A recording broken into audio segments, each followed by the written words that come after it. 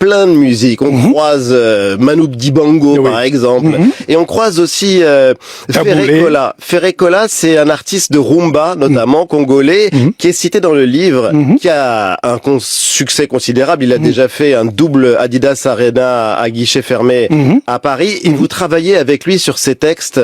D'un des plus grands artistes africains aujourd'hui, donc Ferré Cola, qui est considéré comme vraiment le roi de la rumba et qui remplit des salles partout. C'est un plaisir d'être à côté de lui, de discuter, de parler de ses textes et de faire des textes comme ceux-là, qui sont des textes intemporels. Lui, c'est une superstar, Ferré Cola. Oui. Mais il y a le père de la rumba, c'est Taboulé, par exemple. Papa Wemba. Disons que les Papa Wemba sont venus après, mais Papa Wemba a popularisé auprès des jeunes. Parce que... Et qu'est-ce que ça représente, la rumba, pour un Congolais? La rumba, c'est la vie ou la mort. C'est pour cela que vous voyez le personnage... La simple musique, c'est la vie et la mort à la Mabankou. Mais la musique n'est pas une histoire à rigoler au Congo. La musique, c'est quelque chose... La musique au Congo, c'est comme le football chez les Camerounais.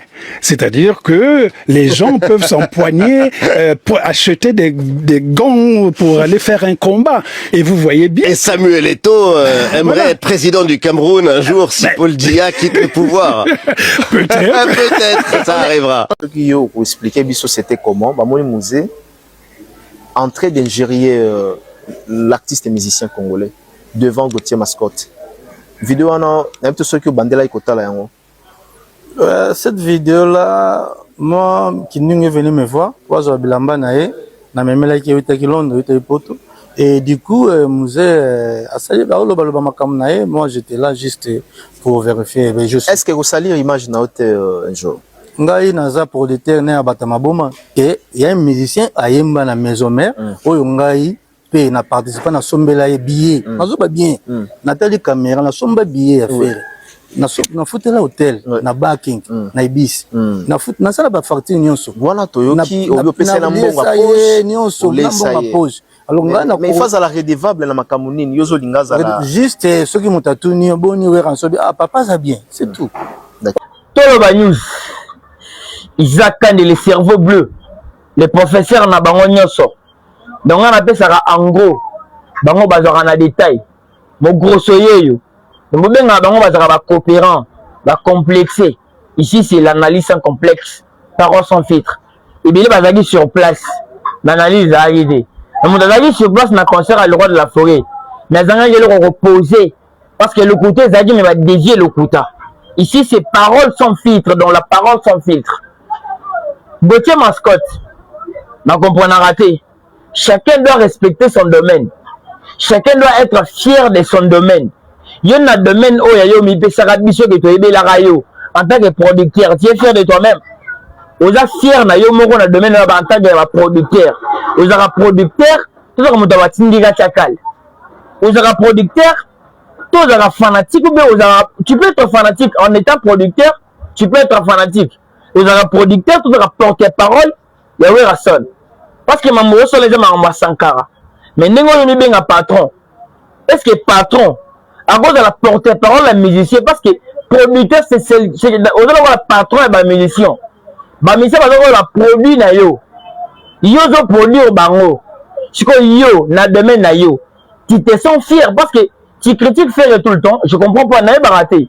Faire rigole peut-être aux hypocrites envers Bisso ou soit vous avez maman bolukaka ou bien et le konini Gauthier Mascotte vous allez revendiquer entre Bilou et parce que c'est lui-même n'a jamais parlé maman italique Gauthier Mascotte na télévision non non non ngati si peut-être il y a une émission au fait il y a le Bisso peut-être faire les aïe madé à salaga Gauthier Mascotte mais azo bata mazo ça Bisso te tozo ebate mais de vrai je ne sais pas ni Gauthier Mascotte bazali ko be banana fait bozo la nini yebisanga bozo la nini il a fait parce que tout le temps bozo la grande sa grandeur il a fallu pour diminuer Fege qui t'a dit qu'il fallait Fege hors musique en dehors de la musique pas un problème en dehors de la musique est-ce que vous assure est-ce que ngana bien tout assure que non en dehors de la musique fallait Fege ils ont un problème toujours particulier ils ont raté pourquoi je me avocat du diable les gars n'ont pas fallu n'ont pas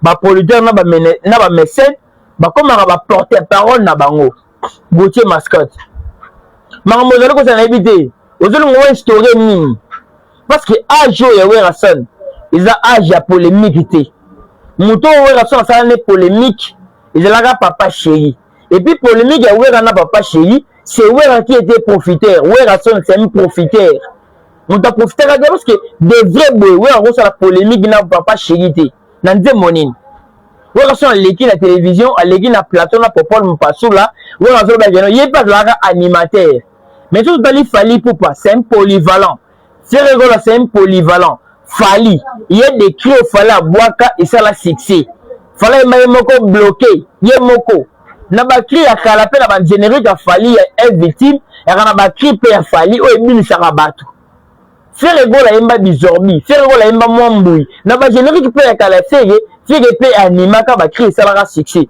mais cri nini ya les rois de la Ferregola biso to yebige wera pe à Bouaka quelque part Ozaka coach bozo comprendre tu ne fais que confirmer mes propos maloba nanga maloba ozaka noka coach ote na pesa pe bakri ba melanga pe bakri na pesa pe ba mais il peut falloir que je crie moko au ciné cri ou animé tu sens que les rôles de la forêt animé ils ont hypocrisie les rôles de la forêt de développer reconnaître baninga ozo mi benga oza moteur mais mutuka ezaka moteur te moteur bien sûr mais moteur singa pe volant et singa ba portière et singa ba vitre ba rétroviseur donc binotu bosali avantage ya mutuka donc wenga mutuka maison mère ezaki na ngoka voiture mon homme t'a joué rôle na ye yo joué rôle à moteur donc je peux rôle à volant pour moteur est en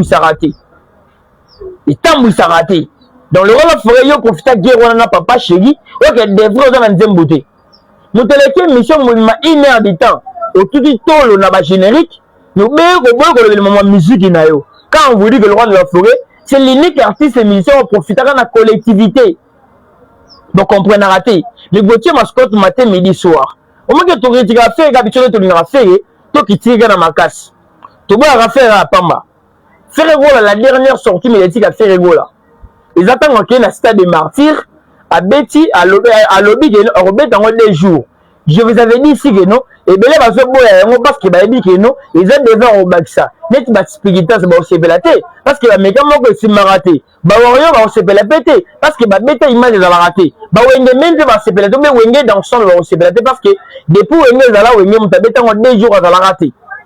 Bah aussi belaté. Mais malgré tout cela, Ferre reste silencieux. Oui, c'est biso. Qu'est-ce que Ferre a fait actuellement que au Toro pour le belaté? Parce que Ferre a mis voit ça.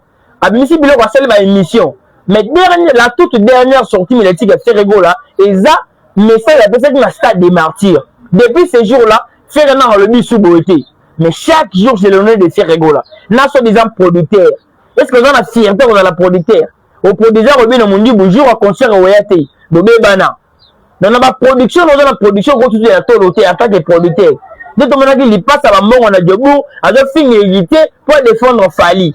C'est comme ça avec vous. Dans le Congo, vous avez milité ma domaine pour mettre toutes les râteaux au thé. Nous devons Popol Mpasula. Ma carte déjà, mais quand on a déjà au latin, on a fait l'humiliation, et puis on a tout le monde. Si quelqu'un est en train de faire, il faut que mon là, on a comédie. Ma carte déjà. Vous avez actif du net, vous avez Charlie Prince. Ma moutou, vous avez la botaka Fally gratuitement. Bondimi, est-ce que vous avez su que vous avez fallu vous banner comme commissaire pour faire l'animabino? À ça, qui bino ni natawana. Vous banner critiquer. À fil net de haut, tout le monde papa Fally na Braza. Charlie Prince. Falla ça la fiche formée cette boyo. À tiens va verni million à des fois. Falla ça qui bino ni. Les lobes ont beaucoup commissaire bino, beaucoup commissaire.